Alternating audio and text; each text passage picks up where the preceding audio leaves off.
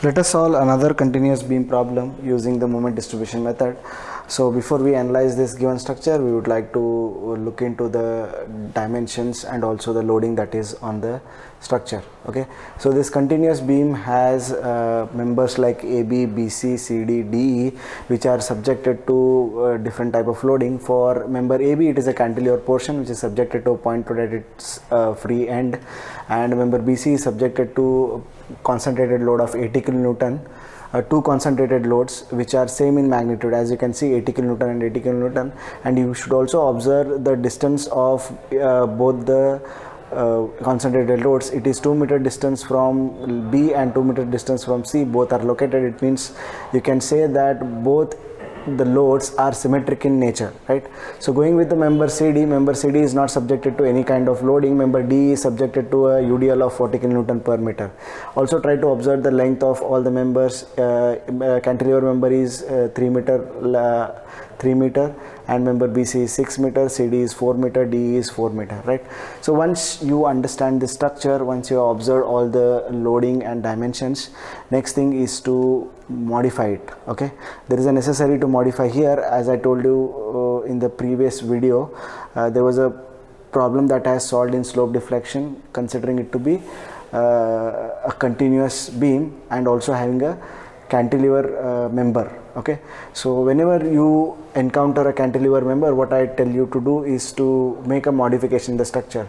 Now let us modify this structure by separating it out. Okay, separating the cantilever member out. Okay, so before I make a separation of this, what I need to do is to calculate how much is the moment in the cantilever beam. Okay, so 50 kilonewton load multiplied by 3 will give you the reaction that is generated in case of cantilever beam, right? So it is positive 150 kilonewton. In order to balance the joint B, okay, if the reaction here, if you know already how much is the moment reaction here, so moment reaction is positive 150 kilonewton. It means what? How much is the moment that is coming for member BC? For MBC will be equals to minus 150 kilonewton. So it means what? Whenever you balance this joint, the moment that is to be developed in BC is minus 150 kilonewton meter. So we already know how much is MBC. So MBC is minus 150 kilonewton per meter. So I have written that in a red ink. Okay, so that you will remember this. Okay, once we had done with this, we can calculate the fixed end moments. So for MCD and MDC, there is no fixed end movement because there is no external loading itself. For MDE and MED, we can calculate the fixed end moments by using the equation WL square divided by 12, right? So MD is minus 53.34 and FED is 53.34. So once we calculate the fixed end moments for CD and DE, now let us calculate how much is the fixed end moment for BC and CB. Okay, so now I have written over here. First what we'll do is we'll neglect one of the load. We'll try to not observe the load 80 kilonewton, second 80 kilonewton load. We'll first observe the first 80 kilonewton load to calculate MFBC. So as you know, MFBC is a negative symbol I have written here. Now let us consider the first concentrated load, which is 2 meter from the left and 4 meter from the right, right? So this length will be A will be 2 meter and B will be 4 meter. I hope you all remember this equation to solve the fixed end moment in case of eccentric loading. It will be W into A into B square divided by L square. So considering this 80 kilonewton load, so W is 80 kilonewton, A is 2 meter, B is 4 meter divided by total length, which is 6 meter, right? So 8 into 2 into 4 square divided by 6 square. This completes the fixed end moment that can be calculated from this load, which is 80 kilonewton. Now we will move to the next 80 kilonewton load. This 80 kilonewton load is at a distance of 4 meter from the left and 2 meter from the right. So A will be equals to 4 for this concentrated load and B will be equals to 2 for this concentrated load. Again using the same equation, which is 80 into 4 into 2 square divided by 6 square, will give you the moment that is generated because of this external loading. Now we are again using the principle of superposition. The moments that are generated by individual loads are being summed up here. Okay, so that's why MFBC is equals to this equation, which I am getting minus 106.67. So as we know, the load is symmetric, henceforth whatever the magnitude that I get for MFBC will be the same magnitude for MFCB, only change that will happen is the sign symbol. Here it is minus symbol, it will become plus over this side. Okay, now going to solve the end moments. This is a chart which will help you to solve the end moments. So before we solve this end moments, we need to calculate the distribution factor for various members. So I have drawn the table to calculate the distribution factor over here. Now I have explained in the previous problem also how to consider the joints where you need to find out the distribution factor. If a joint is connected by more than one member, then we can select that joint to calculate the distribution factor. Now as we know, this is the modified structure that I have for this, and now we need to neglect this part. Henceforth B is connected by only one member, which is BC. Henceforth I cannot consider the joint B also. Okay, now going with the E is connected by only one member, which is ED. Henceforth I cannot consider this joint also. I can consider only two internal joints, which is C and D. So C is connected by CB and CD, and D is connected by DC and DE. So henceforth two joints are considered and their respective members are also written. Now let us calculate how much is the relative stiffness of individual members. Now going with CB, so this is the CB, this C is the near end, B is the far end is a roller joint. Henceforth it will be 3 by 4 I by 6, right? 6 being the length of the member. Now similarly we can calculate how much is the relative stiffness for CD, which is I by 4, and similarly we can calculate for DC and DE, D being the near end, C being the far end is the internal joint. Internal joints are to be considered as fixed. I explained you in the previous problem itself, right? So henceforth again it will be I by 4. For member DE, D being the near end, E being the far end is fixed, so henceforth again it will become I by 4. Once we solve the relative stiffness for all the members, next step is to find out how much is the joint stiffness. So let us calculate the joint stiffness of joint C. So to calculate that, we need to add, or we need to take the sum of the stiffnesses of the member connected at joint C. So let us take the sum of these two value, and it is equals to 0.375 times of I. Similarly for D, this is the joint D, and joint D has two members DC and DE. We need to take the sum of these two stiffness values, and which I have written here. Now the stiffness of joint D is 0.5 times of I. Once you calculate the member stiffness, joint stiffness, let us calculate the distribution factor. As we know, the distribution factor is equals to stiffness of the individual member divided by the joint stiffness. So 3 by 4 I by 6 should be divided by 0.375 times of I, which will give you the distribution factor for CB, which is equals to 0.333. Similarly for CD also I have calculated, and remaining DC, DE have been calculated. So once you calculate the distribution factor, now we can go to this chart and solve the end moments, right? So as we know, in the first row we will have joints. We have to consider all the joints in this case. Now going with the members, we need to write all the members that are connected to respective joints. For member B, we have only BC. For member C, there are two members which are connected, are CB and CD. Similarly for member D, DC and DE are the member connected. At E, it is equals to ED, right? So once you write the joints and the respective members connected to individual joints, now we can write the distribution factors for various members which we calculated. And I told you to write 0 distribution factor in case of the joint is pinned in nature or roller in nature, right? So as we know, this is the modified structure we have, this is a roller structure we have, it is not a fixed end. So henceforth I can write this as 0 here. So I have written 0, and respectively I have written the distribution factor for CB, CD, DC, DE, which I calculated in this table.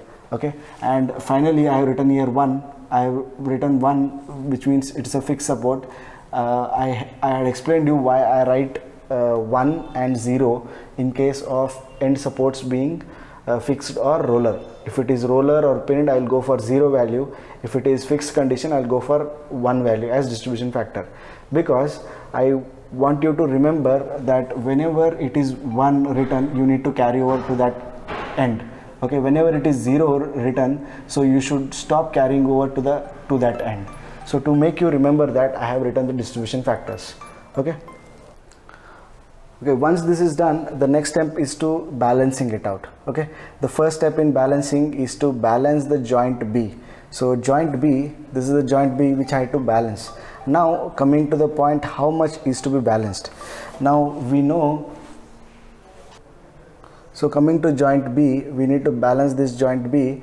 So to balance this, what we need to do is that to come back to this, and we know that the value of MBC should be equals to minus 150 kilonewton meter, right? So minus 150 minus 106.66 will give you a value that should be balanced here, right? So it is equals to minus 53.34. Now if you add these two, 106.66 minus of 53.34, it will give you minus 150. Okay, anyhow, now this is balanced. Now this equation, this value is equals to minus 150, which we need to achieve, and I achieved it here by applying minus 43.34 at this joint. Okay, once you apply any movement at any joint, you need to carry over to the other side if it is fixed in the far end. So as we know, the far end is C joint, which is internal joint. Internal joints are fixed joint. There we need to carry over. So how much is the moment that I applied to make it balanced? Minus 43.34. Half of that should be carried over, which is equals to minus 21.67. Okay, once we have balanced and carried over, next step is to balance the joint CD, C and D. Now how to balance the joint C and D? First, what you need to take is to take the sum of all these moments. Okay, this is the joint C. At joint C, we will add all the moments at the joint C.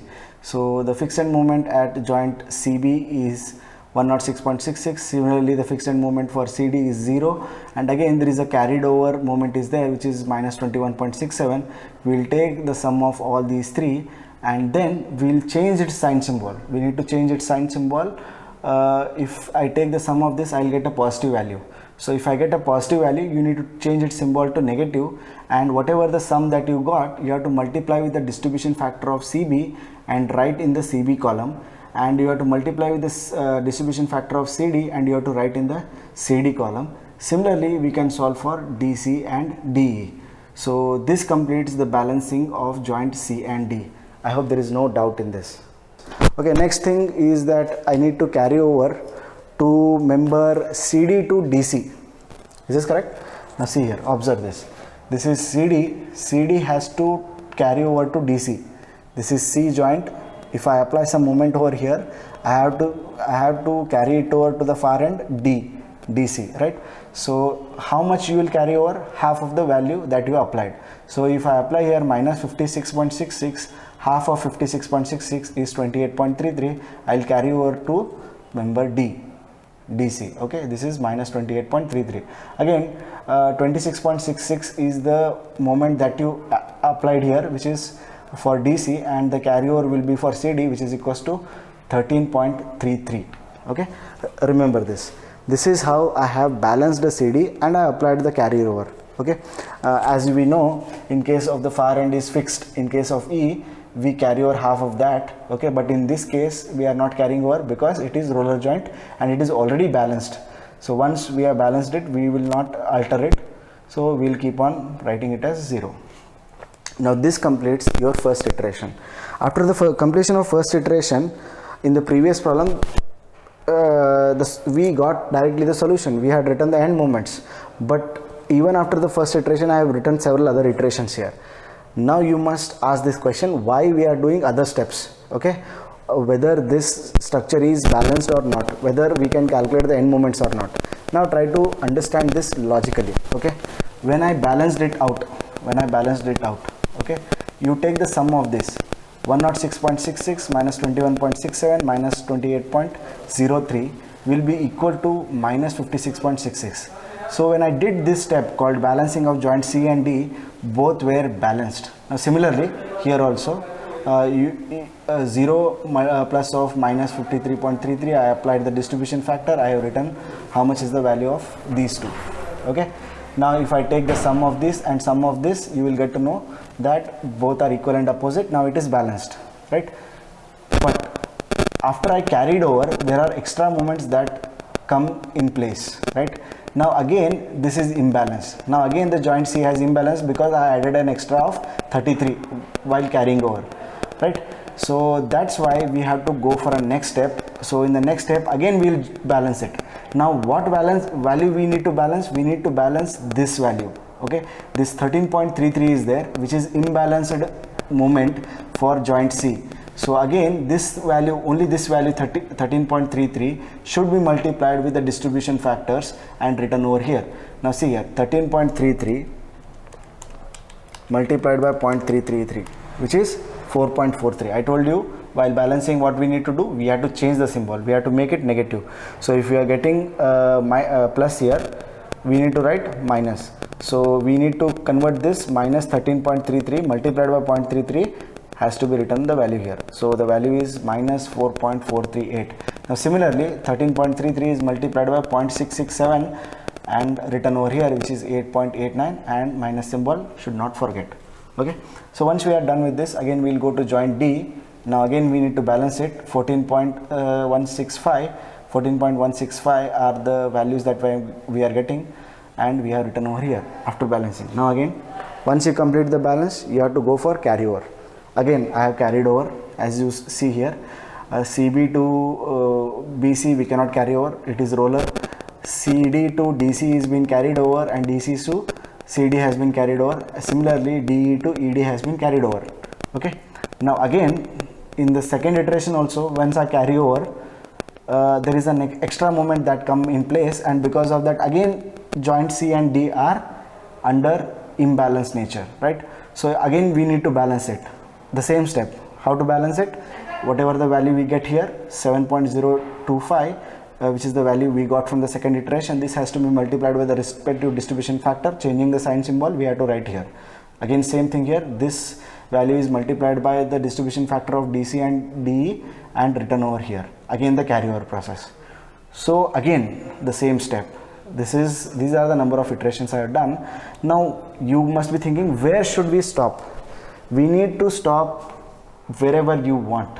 Okay, with respect to the precision of your end movements, with the precision that you want, there you can stop. Okay, my precision is, earlier the imbalance was 13.33.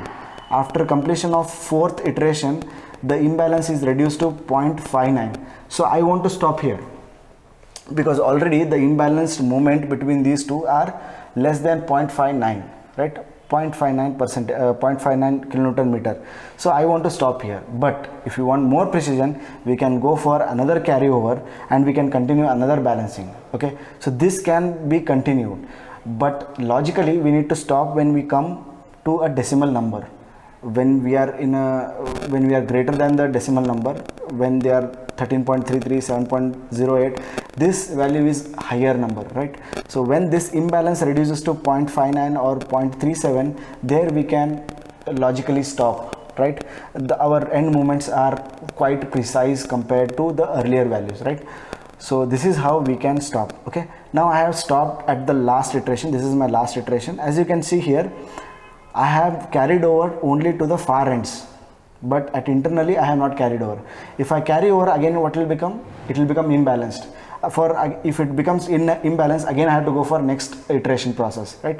Whenever you want to stop the iteration, what you need to do is that you have to stop the carryover within the internal joints. You can carry over only to the far end joints. Okay, now once this is done, we will calculate the end moments. How do we calculate the end moments? We will take the sum of all the moments that are written in the respective columns. If you want to calculate how much is MBC, I have to add the end moments in this column.